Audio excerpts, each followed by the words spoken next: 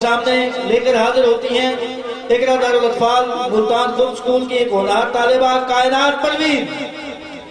ذرا تالی کو بجائیں. مجھے پتا ہے کہ آپ کافی دیر سے ماشاءاللہ تشریف فرما ہے, تو ذرا تھوڑا سا ادھر سے بھی تالی بجے, ادھر سے بھی اور برآمدے میں سے بھی, تو تینوں طرف سے جب تالی بجے گی تو آپ کے ذوق کا جو ہے وہ اندازہ ہوگا.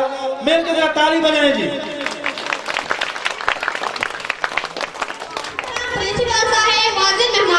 السلام علیکم ورحمۃ اللہ وبرکاتہ. میری آج کی تقریر کا عنوان ہے اسلام اور موجودہ حالات. اے پاک وطن جب بھی تو نے پکارا, اے پاک وطن جب بھی تو نے پکارا, ہم بدل دیں گے برے وقت کا دھارا. جناب والا, جیسا کہ آپ جانتے ہیں کہ امریکہ اور دنیا کے بہت سے ممالک نے اسلام کو سخت تنقید کا نشانہ بنایا ہے اور ہر مسلمان ایک دہشت گرد سمجھا جاتا ہے.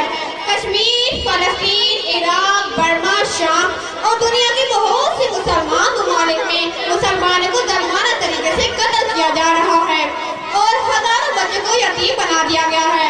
ان ممالک کی سڑکیں اور بینک وغیرہ تقریباً تباہ کر دی گئی ہیں اور ان کی معیشت بہت کمزور ہو گئی ہے, جہاں تک ان کو واپس پتھر و زمان میں پھینک دیا گیا ہے. جناب والا, یہ اس وقت ہوا جب دنیا کا ہر حصہ مسلمانوں کی متعارف کرائی اشیاء سے فائدہ اٹھانے لگا.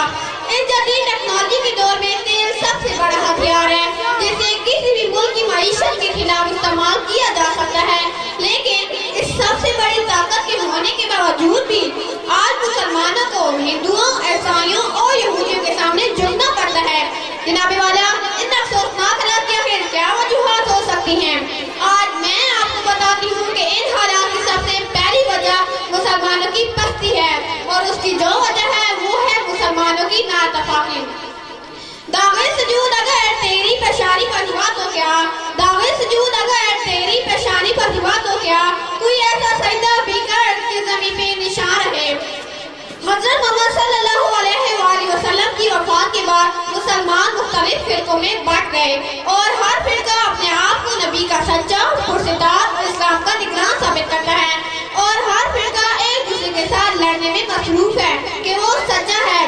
جناب والا, ہم مسلمانوں کے دشمن اس بات سے فائدہ اٹھا رہے ہیں اور انہوں نے اسلام کے خلاف مجھے کا خیر زمار پھیلانا شروع کر دی.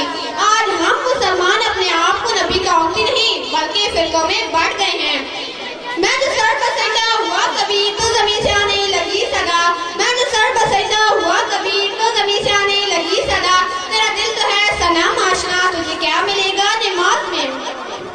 غیر ممالک سائنس اور ٹیکنالوجی میں ترقی کر کے فائدہ اٹھا رہے ہیں اور دن رات محنت میں مصروف ہیں, دنیا میں امن کو فروغ دے رہے ہیں. جناب والا, یہ وہ کام ہے جو کہ مسلمانوں کو سارے انجام دینا چاہیے تھا, لیکن افسوس کہ مسلمان آج اس کام میں سب سے پیچھے ہیں.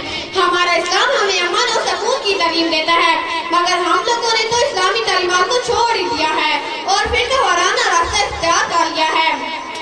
مسلمانوں کے بہت سے لیڈروں جیسے جمال الدین افغانی اور علامہ اقبال نے اپنے اپنے انداز میں مسلمانوں کو اکٹھا کرنے کی کوشش کی, مگر ایک خدا, ایک نبی اور ایک کتاب کے ہونے کے باوجود بھی آج مسلمان ایک دوسرے سے جدا ہیں.